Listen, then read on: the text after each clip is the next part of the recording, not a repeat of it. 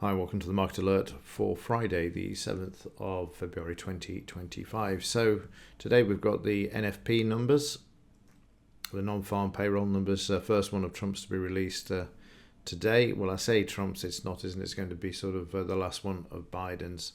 But anyway, the markets continue to move higher. As you can see here, shorts smoked, retail roars, DAX defies.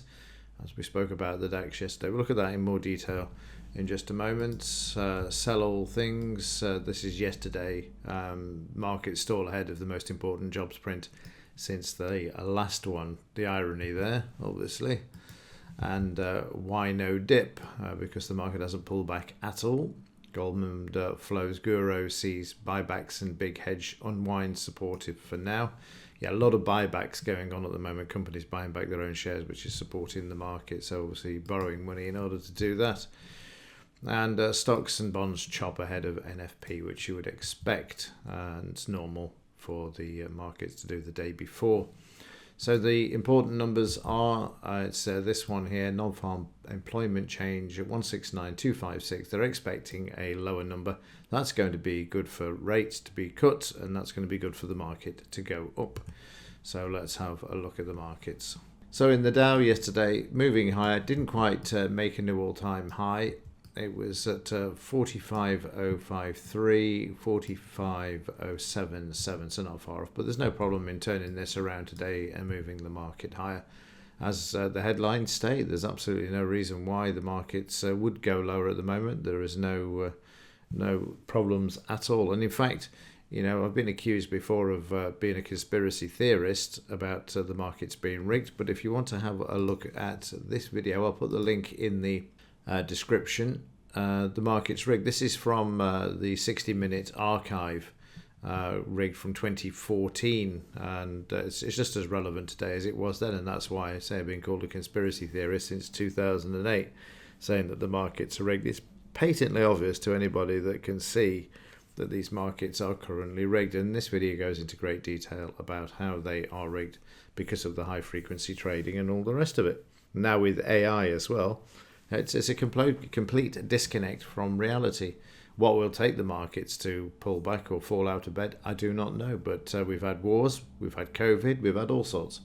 And yet the markets continue to make new all-time highs. So if anybody can come up with a reason as to why, then I would love to hear it, because at the moment I can't see anything other than continuing prices on the buy side, apart from the odd day or two where the market pulls back. Right, let's get back to the Dow. You can see yesterday that more or less got back there, but those numbers today should be supportive of the Dow. Yesterday it was a bit choppy ahead of the numbers, which is perfectly normal. The market trading down to the S1 when the cash market opened there. You can see the decline, but we brought the market back. We just need to get back above the close and the DP, and of course the average is there to get back on the buy side. So don't be surprised if there's a bit more weakness this morning after the cash markets open in Europe. Speaking of Europe, well, the DAX was a blinder yesterday, wasn't it? Moving up there to 21,924. Last few weeks I've been talking about 22,000. That's on the cards today, no problem at all. It's only a matter of 60, what have we got there, 24. So just a matter of 76 points, isn't it? Something around that level. Yeah, so 76 points is all that's required, and that won't be a problem when you look at yesterday's 30-minute chart. Prices just drove higher. That's 100 points, that's 100 points, and that's another 50 plus points.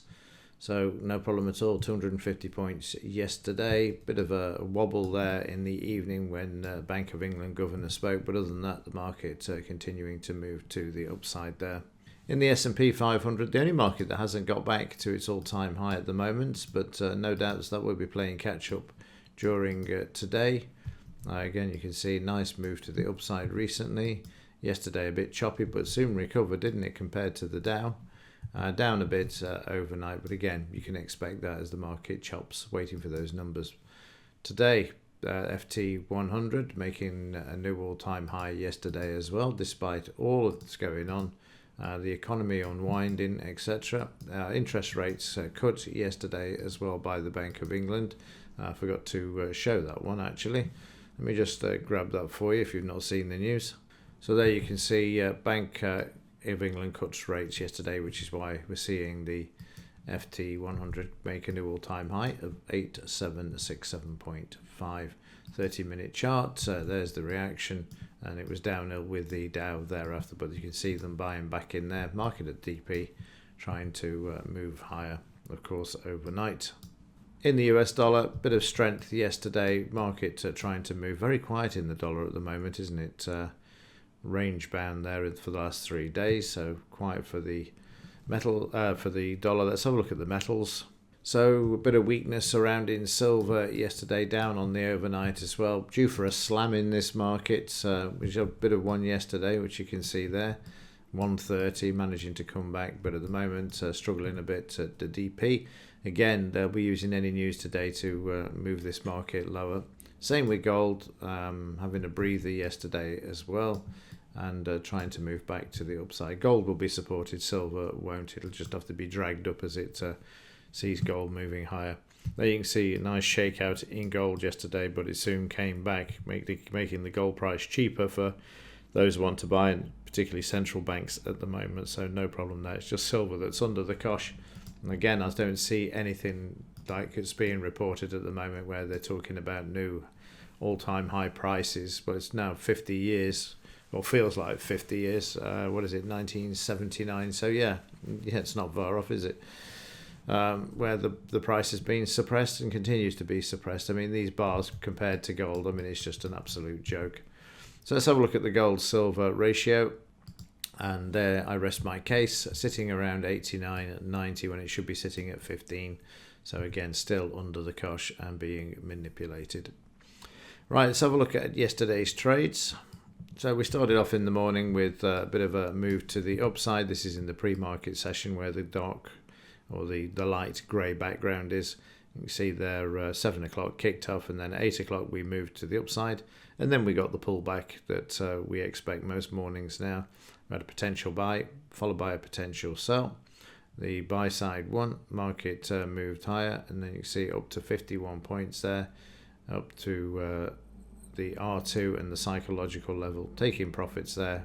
Not a good idea because, well, I'll say not a good idea, a profit's a profit. The market then moving up, and you'll see in a moment, I'm just looking at the all-time high, add that in with that orange line.